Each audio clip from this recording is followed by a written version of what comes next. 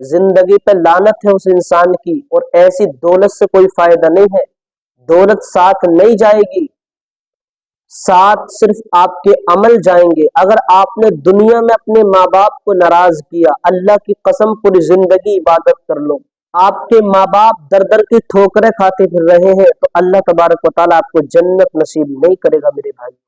میرے آقا صلی اللہ تعالیٰ علیہ وسلم کا فرمان عالی شان ہے، میرے آقا فرماتے ہیں الوالد اوسط ابواب الجنہ، باپ جنت کے دروازوں میں سے بیچ کا دروازہ ہے۔ ہم جس جنت کو پانا چاہتے ہیں اللہ کی عبادت کے ذریعے، نیک اعمال صالحہ کے ذریعے، ہم جس جنت کو پانا چاہتے ہیں اللہ تبارک و تعالیٰ نے باپ کو اس جنت کے دروازوں میں سے بیچ کا دروازہ بنا دیا ہے، اور جب ہم جنت میں جائیں گے نا تو ہمیں دروازوں سے گزرنا پڑے گا۔ جب ہم جنت میں جائیں گے تو ہمیں دروازوں سے گزرنا پڑے گا، اور سمجھو کہ اگر باپ ہمارے ناراض ہے تو باپ ہمارے لیے دروازے کی آڑ بن جائیں گے، ہمیں جنت میں جانے نہیں ملے گا اگر ہم نے باپ کو دنیا میں پریشان کیا ہوگا۔ میرے آقا فرماتے ہیں کہ جس علم کا میں شہر ہوں علی اس کے دروازہ ہے۔ حضرت علی نے کہنا شروع کر دیا کہ جو حضور صلی اللہ تعالی علیہ وسلم سے ایک بار ملے گا وہ مجھ سے 2 مرتبہ ملے گا۔ اب یہ بات حضور کے کانوں میں پہنچی، میرے آقا نے حضرت علی کو بلایا، اور بلانے کے بعد میں کہا اے علی کیا تم لوگوں سے یہ کہہ رہے ہو کہ جو حضور سے 1 بار ملے گا وہ مجھ سے 2 بار ملے گا؟ حضرت علی فرماتے یا رسول اللہ، آپ نے کہا تھا کہ جس علم کا میں شہر ہوں علی اس کا دروازہ ہے، جب کوئی آئے گا تو بھی دروازے سے گزرے گا، اور جب نکلے گا تب بھی دروازے سے ہو کر جائے گا، تو اس لیے میں نے کہا۔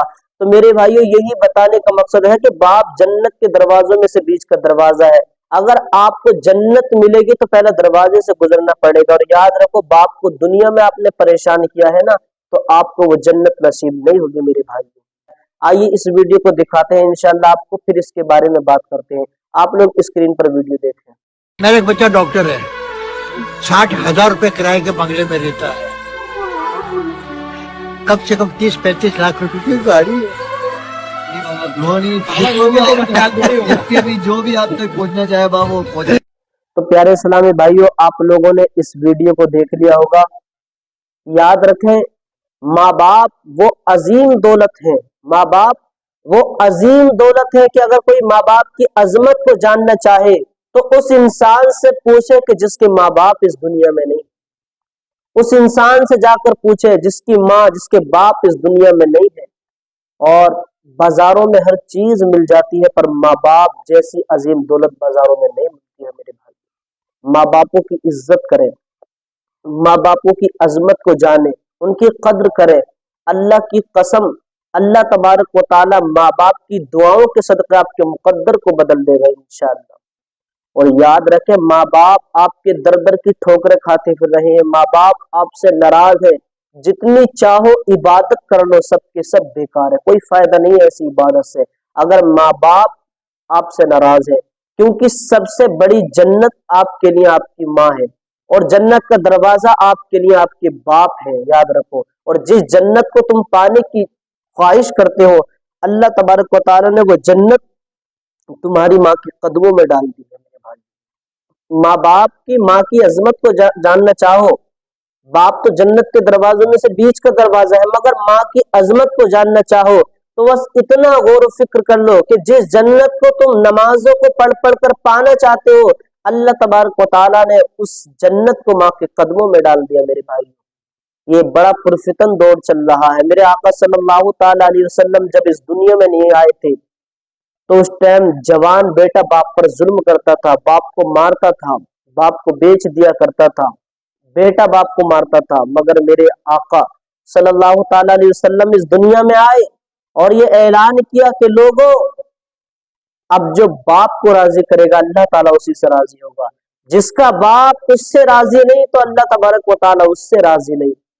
بیٹا ماں کے ساتھ ظلم کیا کرتا تھا، ماں کو بازاروں میں منڈیوں میں بیچ دیا کرتا تھا، مگر میرے مصطفیٰ کریم اس دنیا میں آئے اور اعلان کیا کہ لوگوں जन्नत 7 आसमानों के ऊपर सिदरतुल मुंतहा के पास है। मुझ मोहम्मद ने उस जन्नत को खींचकर माँ के कदमों में डाल दिया है।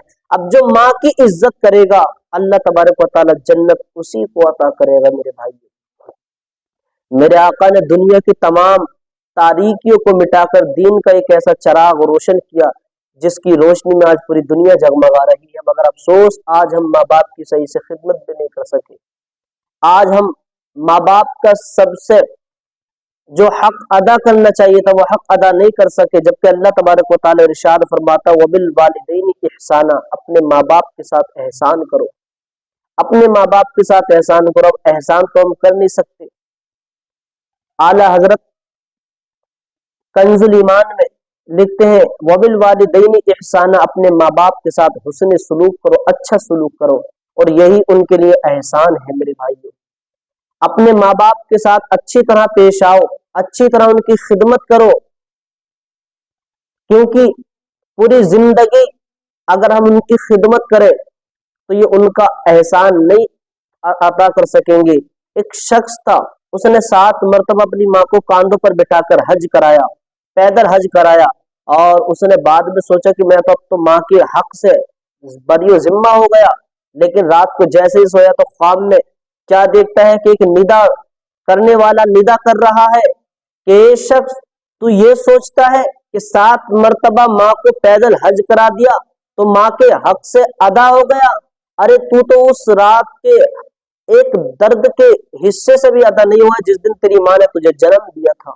मेरे भाइयों, तो माँ बाप के साथ हम एहसान तो नहीं कर सकते, पर एहसान का मतलब यही कि उनके साथ हुस्न सलूक करे, अच्छा सलूक करे, अच्छा बर्ताव करे। मेरे भाइयों, दुनिया की कामयाबी तुम्हारे कदम चूमेगी इंशाअल्लाह अगर माँ बाप की इज्जत करोगे, उनकी अजमत को जानोगे। मेरे भाइयों, आखिरी बात बताकर मैं अपनी बात को मुकम्मल करता हूँ। मूसा अलैहिस्सलाम जो अल्लाह तबारक व तआला के नबी है, मूसा अलैहिस्सलाम एक मरतबा जंगल के रास्ते से पैदल गुजर रहे थे, पैदल जा रहे थे, लेकिन मूसा अलैहिस्सलाम ने कहा या अल्लाह, दुआ की कि अल्लाह मैं चलते चलते थक गया हूँ, मेरे लिए कोई सवारी का इंतजाम कर दे। गैब से आवाज आई, मूसा तुम जिस रास्ते को जा रहे हो उसी रास्ते पे थोड़ा सा और चलो, आगे एक बंदा मिलेगा, वो आपके लिए सवारी का इंतजाम करेगा। मूसा अलैहिस्सलाम थोड़ी आगे चले तो क्या देखते हैं कि एक बंदा दिखाई दिया। मूसा अलैहिस्सलाम ने उस बंदे से कहा कि मैं मुसाफिर हूँ, आप मेरे लिए सवारी का इंतजाम करें। उस शख्स ने इतना सुना और दोनों हाथों को इस तरह उठाया, आसमान की तरफ देखा और कहा कि अल्लाह, एक बंदा है, मुसाफिर है, सफर कर रहा है, इसके लिए बादलों को भेज दे। इतना कहना था, हाथ नीचे नहीं किए थे, अल्लाह तबारक व तआला ने बादलों को भेज दिया। सुभान अल्लाह। अब मूसा अलैहिस्सलाम ने देखा तो सोचा, अरे बड़ा अल्लाह का नेक बंदा है भाई, बड़ी अल्लाह का इबादत गुजार बंदा है। हाथ नीचे नहीं किए, बादल आ गए। लेकिन गैब से आवाज आई कि ए मूसा, तुम जिसे नेक समझ रहे हो वो नेक नहीं है, जिसे तुम मुत्तकी परहेजगार समझ रहे हो मुत्तकी परहेजगार नहीं है। मूसा अलैहिस्सलाम बड़े मुताज्जिब हुए, कहे अल्लाह, ये नेक भी नहीं है, मुत्तकी परहेजगार भी नहीं है, इसने तेरी इबादत भी नहीं की है, और इसका क्या मतलब है कि इसने हाथों को नीचे नहीं किया और तूने मेरे लिए बादलों को भेज दिया। गैब से आवाज आई, ए मूसा, अभी तो इसने सिर्फ बादलों को कहा था, अगर ये आसमान को भी कह देता तो मैं इसके लिए आसमान को भेज देता। मेरे भाइयों, गैब से आवाज आई कि मूसा, यह न नेक है न मुत्तकी परहेजगार है, बस ये अपनी माँ की खिदमत किया करता था, और जब इसकी माँ का इंतकाल हुआ था तो इसकी माँ ने ये दुआ की थी कि अल्लाह, तुझे मेरे सफेद बालों की कसम, मेरे बेटे को या अल्लाह तू मूसा अलैहिस्सलाम का पड़ोस नसीब करना। मेरे भाई, तो कहने का मकसद यह है कि माँ बाप की खिदमत से, माँ बाप की अजमत को जानने से, उनकी खिदमत करने से अल्लाह तबारक व तआला मुकद्दर को बदल देता है।